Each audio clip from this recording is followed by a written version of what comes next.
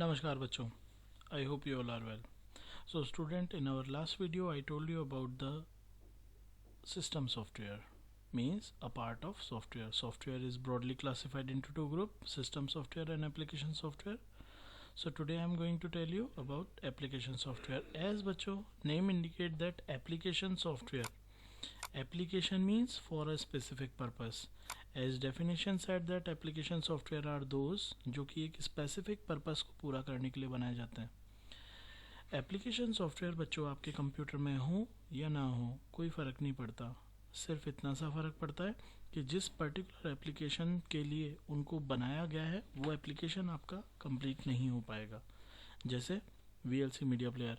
अब VLC media player को बनाया है बच्चों ऑडियो और वीडियो फाइल को रन करने के लिए. सपोज करो VLC media player is not in your computer. VLC media player is not installed in your computer, so you cannot access the audio video file. Okay, but आपका computer तो efficiently work करेगा. Am I right? ठीक है. लेकिन अगर सोचो system software में का ऑपरेटिंग सिस्टम ही नहीं हो तो आपका कंप्यूटर ही एग्जीक्यूट नहीं करेगा.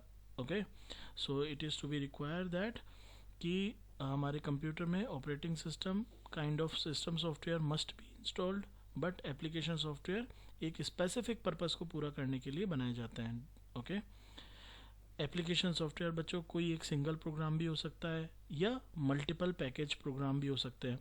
जैसे सिंगल प्रोग्राम मीन्स जैसे आपने देखा होगा नोटपैड, आपका गूगल क्रोम, ठीक है, etcetera are the application software जो कि एक सिंगल प्रोग्राम सॉफ्टवेयर है. जब आप उन्हें इंस्टॉल करते हो तो एक सिंगल विंडो आपको मिलती है.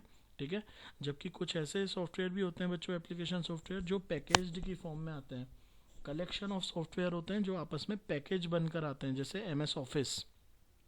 जब आप बच्चों आपके कंप्यूटर में MS ऑफिस को इंस्टॉल करते हो तो क्या क्या इंस्टॉल होता है? MS Word, PowerPoint, MS Excel etcetera. Okay, तो ये जितने भी सॉफ्टवेयर्स हैं ये पैकेज की फॉर्म में आते हैं, तो they are known as package software. Okay, तो कहने का मतलब एप्लीकेशन सॉफ्टवेयर एक सिंगल भी हो सकता है और पैकेज की फॉर्म में भी हो सकता है. पैकेज मीन्स टू और मोर देन टू सॉफ्टवेयर्स का कलेक्शन.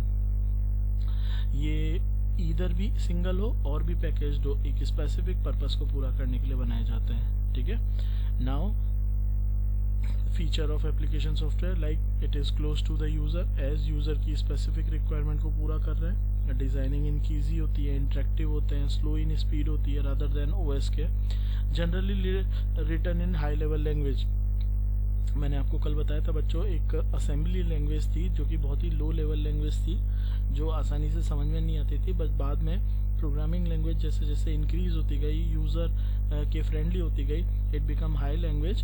और हाई लेवल लैंग्वेज के थ्रू ही एप्लीकेशन सॉफ्टवेयर्स बनाए जाते हैं. जैसे हम लोग पाइथन के अंदर क्लास 12 के अंदर कुछ सॉफ्टवेयर्स बनाएंगे तो वो हाई लेवल लैंग्वेज में बने हुए सॉफ्टवेयर्स होंगे. ओके, तो easy to manipulate and use, understand. Okay, so these are the application software. Now there are some examples of application software like payroll system, student record system, inventory management, income tax का software, railway का reservation software, MS office, MS word, excel, powerpoint etc. okay, now बच्चों application software are divided into some categories, जिनमें सबसे पहली category है आपकी general purpose software. बच्चों as name indicate, general purpose software are those collection of software which is used for a specific not a specific purpose. They are generally used for office purpose. They may be used for any purpose. अब जैसे आप MS office को ही ले लीजिए बच्चों. आपका जो MS office है इसका मतलब ये नहीं है कि MS office सिर्फ ऑफिस में ही यूज़ होगा. वो स्कूल्स में भी यूज़ हो सकता है, वो किसी ऑर्गेनाइजेशन में भी यूज़ हो सकता है. भाई MS वर्ड जैसे MS ऑफिस का एक पार्ट है presentation tool, like MS PowerPoint. MS word typing tool है, that is text formatting tool है.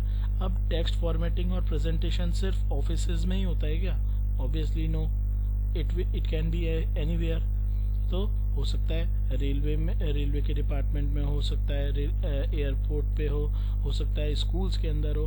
तो this is general purpose software. It is generally everyone can use. Okay, तो general purpose जो softwares होते हैं वो multiple task perform करने का काम करते हैं. ठीक है, एक स्पेसिफिक टास्क करते हैं फॉर मल्टीपल प्लेसेस. ओके, तो कहने का मतलब ये है। Now next is customised software. Next is customised software. As name indicate बच्चों, कस्टमाइज्ड मतलब एक स्पेसिफिक पर्पस के लिए जिन सॉफ्टवेयर को यूज किया जाता है, that is called customised software. Customised software बच्चों वो सॉफ्टवेयर होता है जिनको एक स्पेसिफिक पर्पस के लिए पूरा किया जाता है, जो यूजर की एक स्पेसिफिक नीड को ही पूरा कर सकते हैं। अब जैसे जनरल पर्पस जो सॉफ्टवेयर था बच्चों, वो तो डिफरेंट प्लेसेस पे कहीं पर भी यूज किया जा सकता है। जैसे MS ऑफिस है, अब उसको रेलवे में भी यूज किया जाता है, ऑफिस में भी यूज किया जाता है, बस रिजर्वेशन सिस्टम में भी हो सकता है कि उसका बस दैट कहीं भी किसी भी डिफरेंट प्लेसेस पर जनरल पर्पस सॉफ्टवेयर को यूज किया जाता है। लेकिन कस्टमाइज सॉफ्टवेयर एक स्पेसिफिक प्लेस, एक स्पेसिफिक रिक्वायरमेंट को पूरा करने के लिए बनाए जाते हैं। इसीलिए customise software are also known as tailor made software. इसे टेलर मेड सॉफ्टवेयर भी बोलते हैं, क्योंकि जिस तरह से बच्चों हम रेडीमेड कपड़ा पहनते हैं, तो रेडीमेड कपड़ा जनरल नीड को ध्यान में रखते हुए बनाया जाता है, जबकि टेलर मेड जो कपड़े होते हैं बच्चों, वो स्पेसिफिक यूजर की नीड को फुलफिल करते हुए बनाए जाते हैं। ठीक है, तो इसे टेलर मेड सॉफ्टवेयर भी बोलते हैं बच्चों। जैसे आपका पेरोल सिस्टम है किसी कंपनी का, ये मैंने आपको बताया था, किसी भी स्वीट शॉप के ऊपर बिलिंग सिस्टम जो होता है। अब वो बिलिंग सिस्टम बच्चों स्वीट शॉप का है, तो ऑब्वियसली उस पर्टिकुलर स्वीट शॉप पे ही यूज हो सकता है। अब आप उस बिलिंग सिस्टम को किसी ग्रोसरी की शॉप पे चलाना चाहो तो नहीं चलेगा। ग्रोसरी का बिलिंग करने का जो सॉफ्टवेयर है वो ग्रोसरी की शॉप पे ही एग्जीक्यूट करेगा, उसे आप रेलवे का रिजर्वेशन सिस्टम में यूज नहीं कर सकते obviously. Okay, so this is customised software. Now next is open source software. बच्चों open source software are those which is distributed to the people for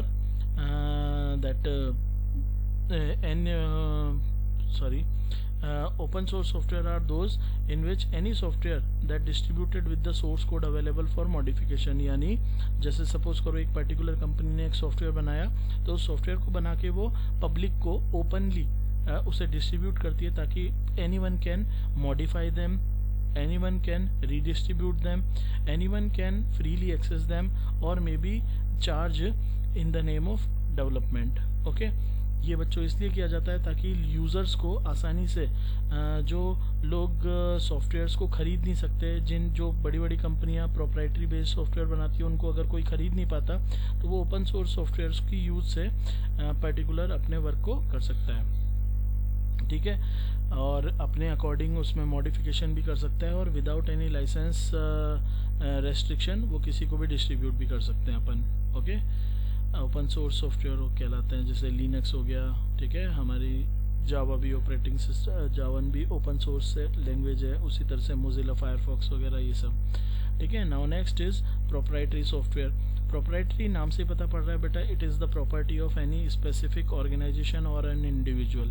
ये किसी स्पेसिफिक कंपनी और individual की property होती है, तो obviously if you want to use them you must need to take a permission from vendors और the developer. और permission वो कब देगा, जब आप उसको पे करोगे, तो ऑब्वियसली ये पेड होते हैं, ये आपको फ्रीली नहीं मिलते हैं। ठीक है, जैसे आपके ऑपरेटिंग सिस्टम हो गए, कई सारे दैट MS ऑफिस हो गया, ये सब पेड सॉफ्टवेयर्स हैं बच्चों। ठीक है, ये फ्रीली अवेलेबल नहीं होते हैं, इसके लिए आपको पे करना पड़ता है। ठीक है, और ना ही आप इन्हें कॉपी कर सकते हो। डिस्ट्रीब्यूट करने के लिए आपको लाइसेंस रेस्ट्रिक्शन मिलती है, आप अपनी की को किसी और को नहीं दे सकते, कई सारी रेस्ट्रिक्शन मिलती हैं इसमें। ठीक है बेटा, now next is freeware software। बच्चों freeware software is the software which is available for users to the free of cost। Users को वो फ्री ऑफ कॉस्ट में मिलता है बच्चों, और वो user can easily be copied and distribute them, but do remember यहाँ पर मॉडिफिकेशन अलाउ नहीं होता। मतलब आपको कोई भी सॉफ्टवेयर जो फ्री में मिल जाए, आप उसको कितना भी कॉपी करो, कितना भी अपने फ्रेंड्स को या नेबरिंग को डिस्ट्रीब्यूट करो, बट आप उसमें अगर मॉडिफिकेशन नहीं कर सकते तो इट इज़ फ्री सॉफ्टवेयर। जैसे आप लोग इंटरनेट से गूगल क्रोम डाउनलोड कर लेते हो बच्चों फ्री में, मोजिला फायरफॉक्स है आपका, ये सब बच्चों आपके फ्रीली अवेलेबल सॉफ्टवेयर है। PDF रीडर है आपका, एक्रोबैट, एडोब रीडर, ठीक है ना, स्काइप वगैरह, तो आप ये फ्रीली डाउनलोड भी कर सकते हो, फ्री में किसी को डिस्ट्रीब्यूट भी कर सकते हो, लेकिन आप इसमें मॉडिफिकेशन नहीं कर सकते। सो this is freeware software. And the last is shareware software.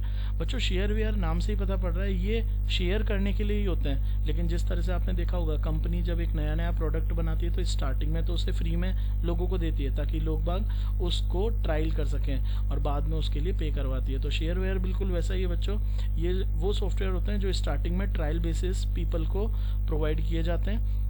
जैसे आपके एंटीवायरसेस हम नेट से डाउनलोड करते हैं तो बच्चों एक स्टिपुलेटेड टाइम तक लाइक 30 डे 20 डे तक तो वो या 7 डेज तक तो वो स्टार्टिंग में चलता है, बाद में वो बोलता है कि भाई अगर आपको कंटिन्यू यूज करना है तो यू मस्ट नीड टू पे फॉर दियर लाइसेंस। ठीक है, तो ये होते हैं बच्चों शेयरवेयर। उसी तरह से एक बच्चों फ्रीवेयर भी होते हैं। ठीक है, फ्री सॉफ्टवेयर भी होते हैं। फ्री सॉफ्टवेयर बिल्कुल फ्री होते हैं, they can be easily available, free of cost, can be redistributed modified without any license term. Okay, open source भी बिल्कुल ऐसे होते हैं, बस ओपन सोर्स में मे बी मेंटेनेंस और सर्विस चार्जेस के नाम पे कुछ आपको पे कराया जा सकता है। ओके बच्चों, ओपन सोर्स जो इनिशिएटिव है it was started by the great computer scientist जिनका नाम था रिचर्ड स्टेलमन ने ओपन सोर्स के लिए ओपन सोर्स सॉफ्टवेयर को की फंडिंग के लिए एक पर्टिकुलर नॉन प्रॉफिट ऑर्गेनाइजेशन भी खोली थी जिसका नाम था FSF, free software foundation. It was the foundation जो फंड करती थी कई सॉफ्टवेयर इंजीनियर्स को कि वो लोगों के लिए फ्री सॉफ्टवेयर्स क्रिएट करें, ओपन सोर्स सॉफ्टवेयर क्रिएट करें, जिससे कि वो लोग जो पेड सॉफ्टवेयर को यूटिलाइज नहीं कर सकते उनको सॉफ्टवेयर्स मिल सकें। ओके बच्चों, ये एक नॉन प्रॉफिट ऑर्गेनाइजेशन थी FSF। Okay, this chapter is over. Chapter 1 is completed. Now we will just come over to the next chapter, that is emerging trends. Thank you.